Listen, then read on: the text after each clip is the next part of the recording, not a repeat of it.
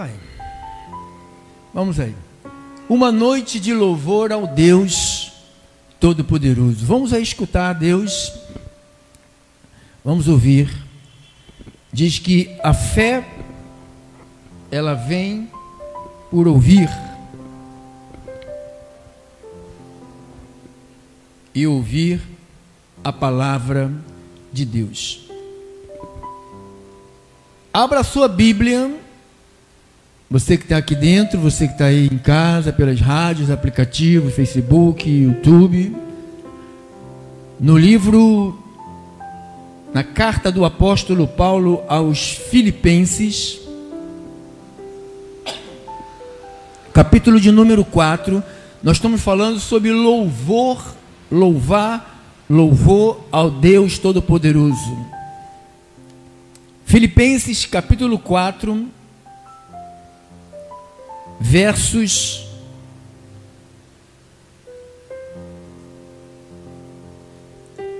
10 ao versos 12. Vamos ler até o 13. Você que está aí pelas rádios, fique firme aí uns 30 minutos. Alegrei-me sobremaneira no Senhor. Alegrei-me sobremaneira no Senhor, porque agora, uma vez mais, renovastes a meu favor o vosso cuidado, o qual também já tinhas antes, mas vos faltava oportunidade. Digo isto não por causa da pobreza, porque aprendi a viver contente em toda e qualquer situação. Tanto sei estar humilhado, como também ser honrado. De tudo e em todas as circunstâncias já tenho experiência, tanto de fartura como de fome, assim de abundância como de escassez. Tudo posso naquele que me fortalece. Vamos orar. A tua igreja no mundo inteiro, Senhor, ela conhece muito bem esse versículo 13. Eu vejo tanta gente repetir: tudo posso naquele que me fortalece. Parece que Deus está falando de bens, de conquistas, mas na realidade o Senhor está falando de sofrimento, de vida humilhada, de vida em escassez. E o homem de Deus, Paulo, nos dá uma grande lição: o que é louvar a Deus, o que é adorar a Deus, o que é expressar gratidão ao nosso grande Deus. Obrigado, meu Deus, porque nós estamos aqui aprendendo com o apóstolo Paulo como te servir de maneira correta, que te agrada. Eu oro em o nome de Jesus, e os filhinhos de Deus, eleitos, escolhidos, abençoados, prósperos, saudáveis, ricos, triunfantes, digam amém, digam glória a Deus. Isto, irmão, glórias a Deus, glórias a Deus. Obrigado, irmão. Igreja santificada, justificada, glorificada, perdoada, separada, pronta para se encontrar com o seu Deus. Nós viemos aqui pela segunda vez dentro desse tema sobre uma noite de louvor ao Deus Todo-Poderoso. O que é louvar? O que é louvar ao Senhor? O que significa isto? Louvar ao Senhor significa expressar gratidão, expressar amor, reconhecer a Deus por meio de palavras, por músicas, por cânticos, por ações. Esse texto que você leu comigo aqui em Filipenses, capítulo 4, do versos 10 ao versos 13, que o 13 todo mundo conhece, né? O 10 até o 10 ao 12, raramente se lê isto, né? Paulo diz: alegrei-me sobremaneira no Senhor, porque agora, uma vez mais, renovaste ao meu favor o vosso cuidado, o qual também já tinhas antes, mas vos faltava oportunidades. Digo isto não por causa da pobreza. Dizem que os apóstolos do Brasil e das Américas, dos países, os apóstolos, né, que você vê hoje aí, não conhece isso, né? Digo não por causa da pobreza. Então quer dizer que o apóstolo Paulo era o quê? Era pobre. Quando você pensa num apóstolo do Brasil, esses apóstolos que tem aí do Rio de Janeiro, do mundo inteiro, não pode falar de pobreza na vida de um apóstolo, né? Porque por que a maioria dos ministérios sonegam o apóstolo Paulo? Ou seja, coloca a vida do apóstolo Paulo para o canto e se prega Moisés, se prega o Deus de Abraão, o Deus de Isaac, prega a prosperidade de Abraão, Jó era rico. Então você escuta essas coisas, mas você não vê o detalhe, como vive a miúde um homem, um verdadeiro apóstolo, como viveu um verdadeiro apóstolo de Cristo. Diz que ele experimentou, ele diz assim, não por causa da pobreza, porque eu aprendi. Então quer dizer que ele experimentou. Aprender quer dizer, ele viveu, ele teve um período tinha, outro período não tinha. Ele diz, a viver contente. Essa palavra viver contente, eu tenho para mim que é viver agradecendo a Deus. Porque toda pessoa que agradece a Deus, ela está contente. Ela está contente. O que me chama a atenção, essa passagem aqui de Filipenses, quando ele narra, escreve para a igreja de Filipos, você encontra essa história aqui, que ele fala, e aprendeu a viver contente em situação, humilhado. Ele fala de humilhação, olha lá. Tanto sei estar humilhado.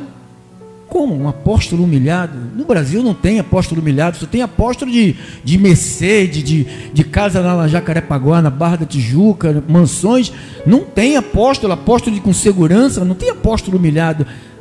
Então você vê que, viu que quando nós começamos o culto, eu li, não é de se admirar que o próprio Satanás se transforma em anjo de luz. Então, e os seus ministros também é ministro de justiça. Então, aqui está a característica de um verdadeiro apóstolo. Nós estamos falando sobre louvor. E muitos de nós, agora não, né? A família Restituição, outrora, achávamos que louvar a Deus era só cantar. Você sabia que, para mim, não é segundo Deus fala a Bíblia, para mim, eu tenho a minha opinião, o verdadeiro louvor, se eu fosse classificar a música, eu colocaria ela em último lugar. Porque se você senta para você almoçar e você dá graças, você está louvando a Deus. Se você levanta pela manhã e você diz graças a Deus porque eu estou vivo, você está louvando a Deus. Quando você sai para trabalhar e volta para a tua casa vivo, você está louvando a Deus, você está agradecendo a Deus que está vivo. Então são formas que nós não sabíamos que isto também tem uma implicância em louvar, tem uma responsabilidade em louvar a Deus. Atos dos Apóstolos, no capítulo 16, essa passagem que acabou de Filipenses, que acabamos de ler, ela é narrada aqui no capítulo 16. Paulo escreve aquela carta para que igreja? Vamos, igreja, para quem? Os filipenses. Para os filipenses. Lá em Atos 16, na minha Bíblia, ela, no capítulo 16, no versículo 12, e dali a Filipos, cidade da Macedônia, primeiro do distrito e colônia. Então, quer dizer que isto que Paulo escreveu aqui, aprendi a viver contente, sem passar necessidade, ele não escreveu porque ele inventou uma história. Eu vou contar uma mentira como se fosse verdade, como a maioria fazem, né? Ele escreveu algo que ele viveu. Aqui no versículo 11, um subtítulo, não sei se a tua Bíblia tem alguma coisa escrita. Na minha Bíblia está escrito assim: Paulo em Filipos. Filipos era a cidade, a carta que ele escreveu aos filipenses. Então, essa história aqui, em Atos 16, aconteceu na cidade de Filipos, e ele narra aos filipenses: eu aprendi a viver contente, sabe, ser humilhado. Capítulo 16 de Atos, versos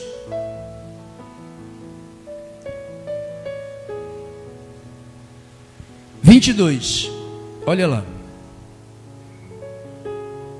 Levantou-se a multidão unida contra eles, e os pretores, rasgando-lhe as vestes, mandaram açoitá-los com varas. Você se lembra quando ele escreveu que ele aprendeu a viver contente, ser humilhado? O que é isso aqui? Humilhação. Então ele não ficou contando história como a maioria dos seres humanos vivem aí, a contar a história dos outros.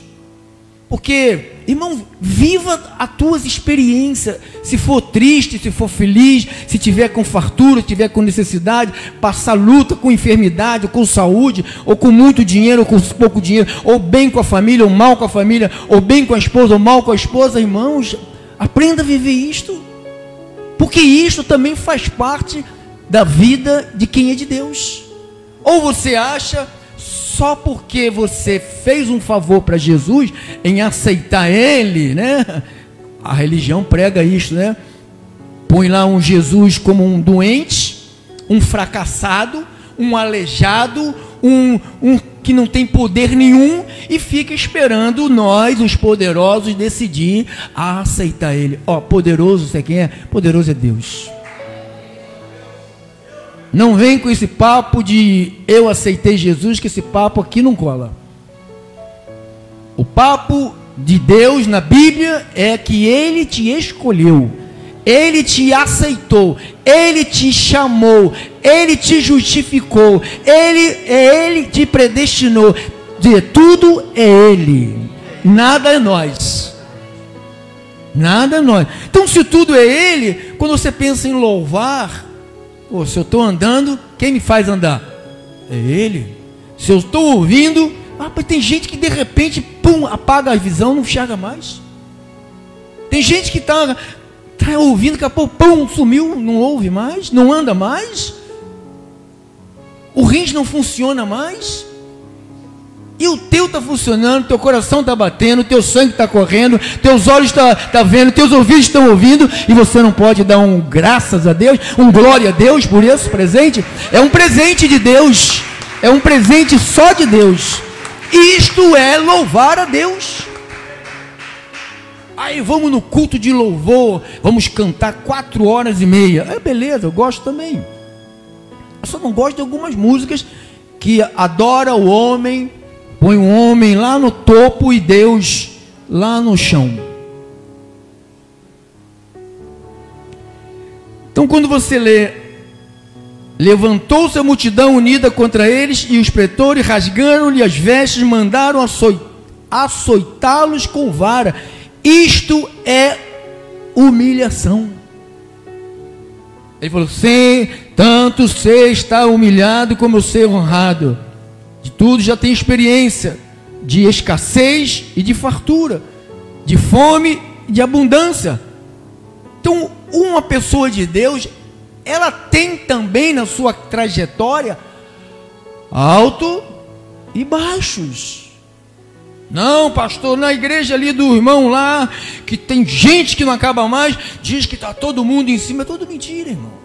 Eu fui de uma igreja que tinha mais de 4.000 pessoas, tudo fingindo que era rica, tudo de ouro, aquela ouro. Quando batia a chuva e o sol, o ouro ficava preto. Tudo fingia que era rico. Comprava um carro caro. Eu conheço até hoje gente que compra carro, mas não tem dinheiro para pôr gasolina. Carro zero, porque tem que mostrar que é da igreja do rico, sabe? E só é abençoado quem é rico, quem tem dinheiro, quem tem carro, quem tem carro novo. Ó, a irmãzinha que ora, que clama, que profetiza, que lê a Bíblia, que sabe, que fica em intercessão. Ela não, ela é pobrezinha, anda de chinelo de dedo. Ela não é de Deus, não. Então a gente tem uma ideia totalmente deslocada da Bíblia, né? Então quando você vê ali, ó, rasgaram-lhe as vestes e mandaram açoitá-los com vara. Versículo 23. Depois de lhes darem muitos açoites, vergonha, né? Os lançaram no cárcere, ordenando o carcereiro que os guardasse com toda a segurança.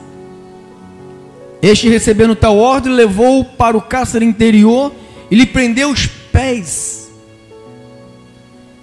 O que esses caras fizeram, pastor?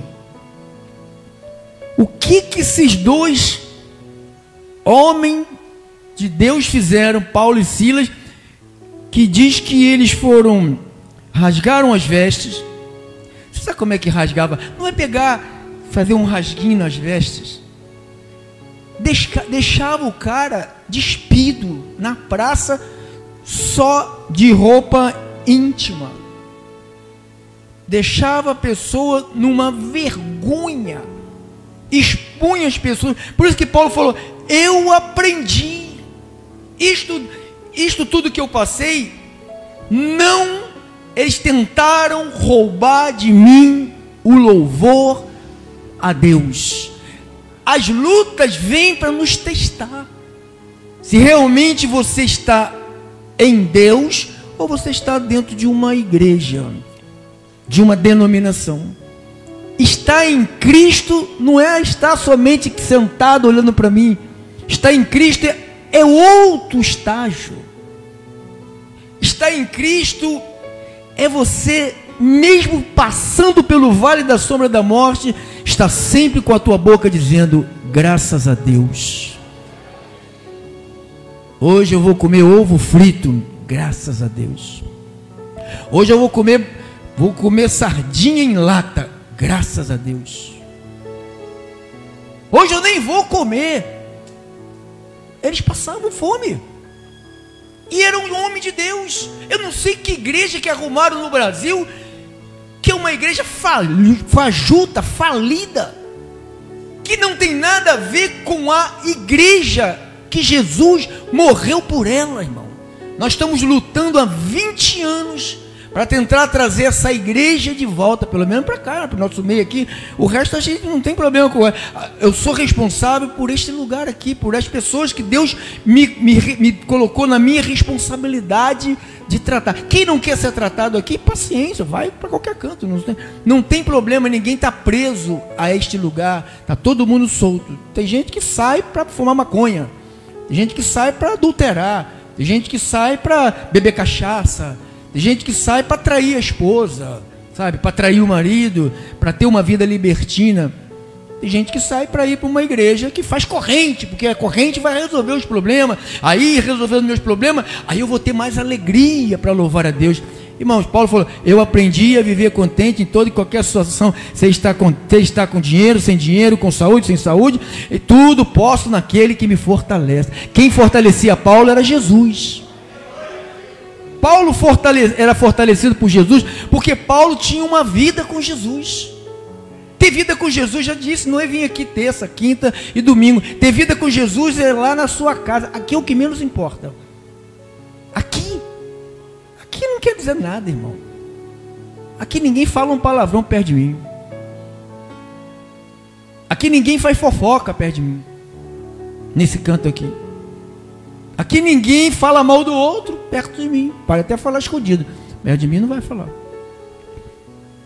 Mas sai daqui. Aí me pegaram no caminho da boate e me começaram a falar: o pastor está indo para a boate. Mas não é não. Foi não, ela. Aconteceu que indo nós para um lugar de quê? Oração. Nos saiu ao encontro uma jovem possessa de espírito adivinhador. Sabe onde está esse espírito adivinhador hoje? Na igreja. Paulo, como um apóstolo de Jesus Cristo, quando ele via um espírito desse de adivinhação, sabe o que ele fazia? Ele fazia o quê? Repreendia. Você sabe o que faz hoje nas igrejas? O espírito de adivinhação recebe aplauso. O pastor com o demônio, não é pastor, está só na frente, mas não é pastor. Ele diz: ó, Deus está me falando que o teu CPF é 66666666. Ui! Ele adivinhou meu CPF. Espírito de adivinhação. Assim, Miguel, eu estou sabendo que você comprou uma casa por 3 milhões. Ele falou assim: não, comprei uma casa por 38 milhões, 38 ou 36 milhões. Alguém viu isto? Você também vê tudo, né, irmão? Vê e fala, né, irmão? Então, olha isso aqui: adivinhando, o qual, adivinhando, fazia o quê? Dava muito lucro aos seus senhores. A maioria desses que adivinham estão ricos. Estão ricos. Mas só quem adivinhava ali, passa, irmão, seguindo a Paulo e a nós, clamava dizendo: olha como é que ela adivinhava. Estes homens, Paulo e Silas, são servos do Deus Altíssimo. Ela nunca tinha visto Paulo e Silas, não sabia nem quem era Paulo e Silas. Mas o espírito de adivinhação, demônio, falou bem, demônio. Então diz: servo do Deus Altíssimo, vos anunciam o caminho da salvação. O que esse demônio queria fazer? Deus já te deu. Se Deus já te deu, é para você, irmão. Você tem que ser muito inteligente para não cair nessa armadilha. Se você dá, é um demônio. São demônios que estão ocupando hoje os púlpitos. A maioria dos púlpitos das igrejas estão sendo ocupados por demônios, com o nome de missionário, com o nome de bispo, de apóstolo. Pastor, como é que a gente vai discernir se é demônio ou se é Deus? Qual é o alvo da pregação? É pegar arrependimento, salvação, sabe, mudança de vida, ou pregar ventre? Sabe o que é pregar ventre? Vai ser rico, vai arrebentar. Aonde você viu Jesus ou os apóstolos pregar isto, irmão? Mas o que tem? Tem tudo a ver, irmão. Se Jesus não pregou, os apóstolos não pregou, não tem nada a ver com Deus.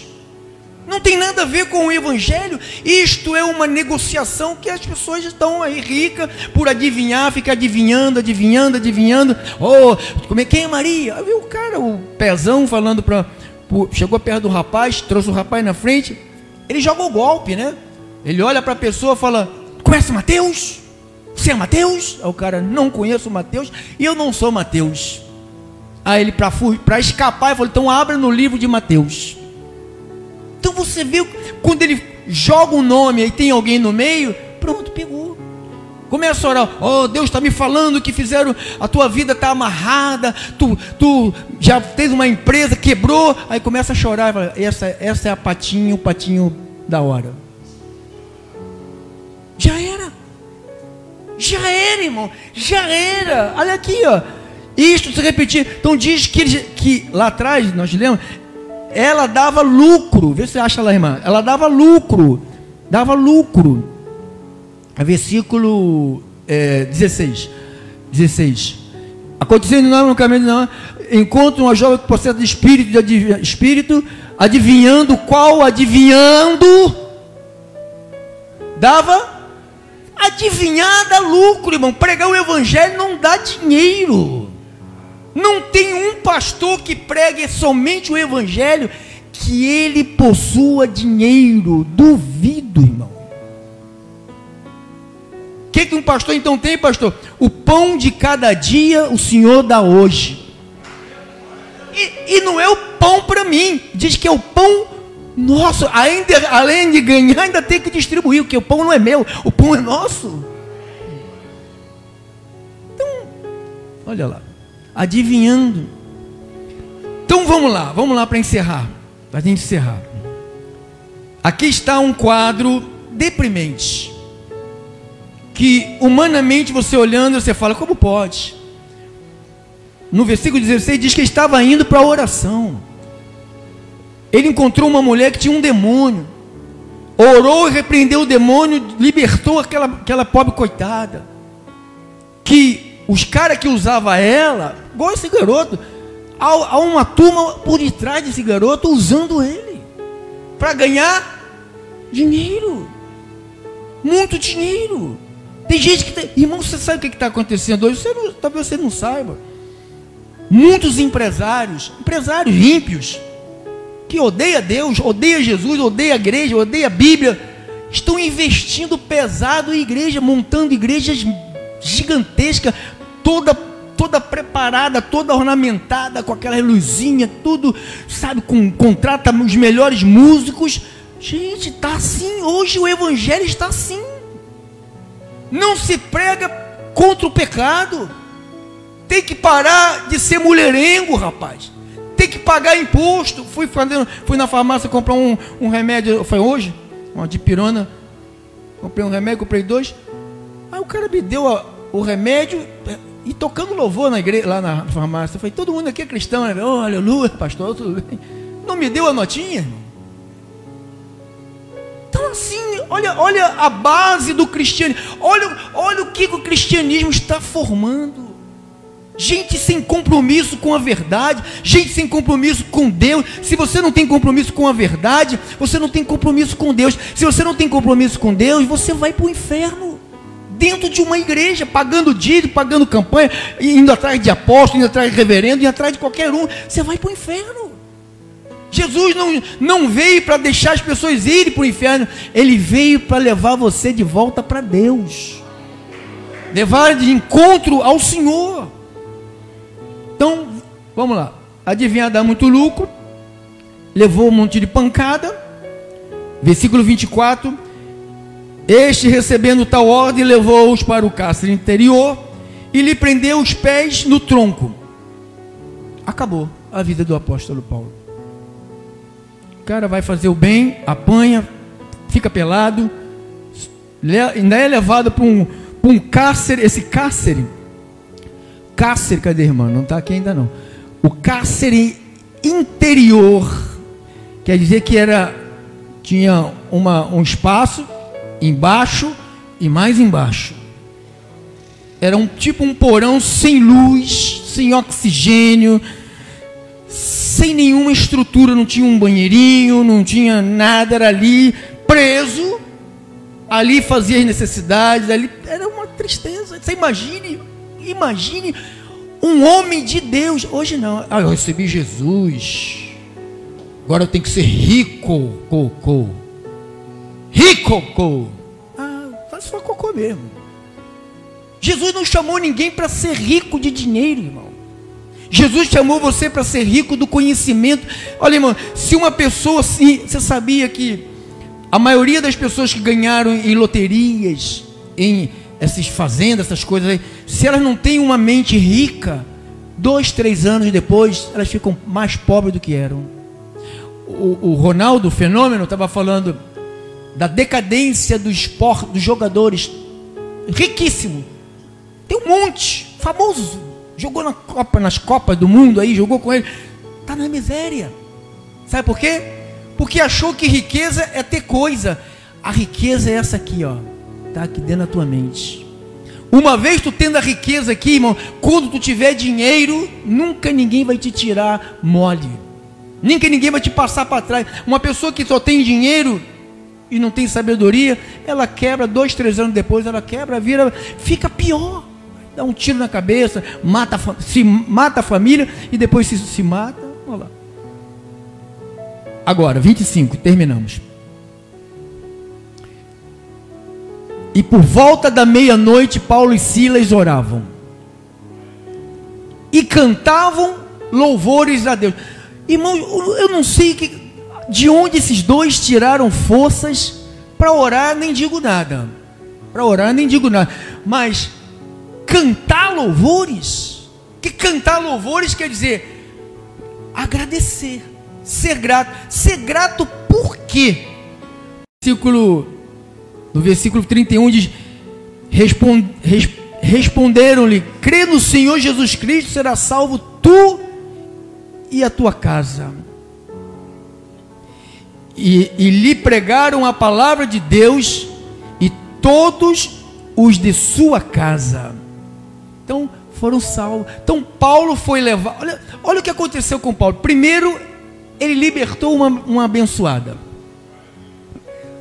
Às vezes a gente fica preocupado nos lugares que Deus nos permite chegar, na situação que Ele permite a gente chegar, de pessoas às vezes arrasadas, que Ele permite a gente conhecer, e a gente só vai conhecer pessoas arrasadas quando a gente está no mesmo estágio que ela, arrasado. Porque se você estiver lá em cima, você não vai atrás de quem está arrasado. Aí Deus tem que te levar por perto dos arrasados, para você poder ajudar pessoas. De qualquer jeito, Deus quer usar você. Deus quer usar o seu povo, sua igreja, irmão. Então, louvar ao Senhor significa expressar gratidão. Você sabe por que Paulo estava ali preso? Ele estava expressando gratidão. Por quê, pastor? Porque ele estava indo para perseguir a igreja a caminho de Damasco. Diz que ele caiu, ele ficou cego, o cara ficou cego, e Deus deu a ele de volta a visão. Então Deus fez um grande milagre na vida daquele homem, não só recuperando a visão, mas recuperando a sua mente.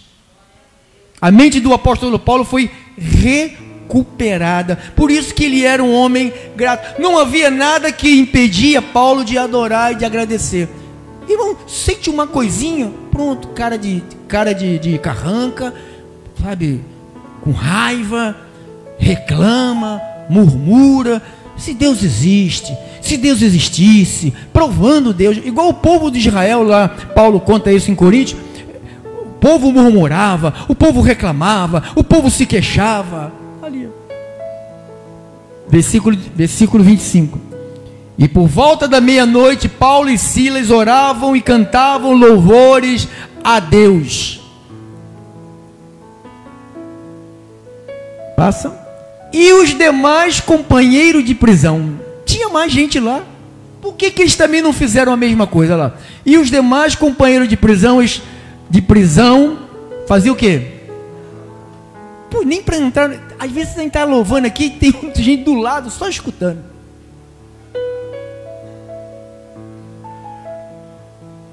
Abra a tua boca, você está vivo, pelo amor de Deus. Ah, está sem dinheiro? Aprenda a viver sem dinheiro. Aprenda a viver com pouco, aprenda a viver com fartura. Quando tiver na fartura, não gaste tudo, por isso você está com nada. Tem gente que não tem, porque não, quando teve a abundância, gastou. Vamos viajar. Vamos no shopping. Shopping. É shopping, não é shopping não, é shopping.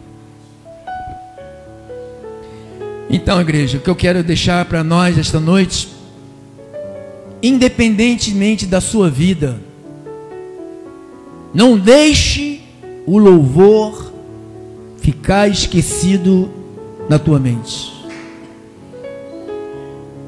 O apóstolo São Paulo, ele disse aqui em 1 Tessalonicenses 5,18,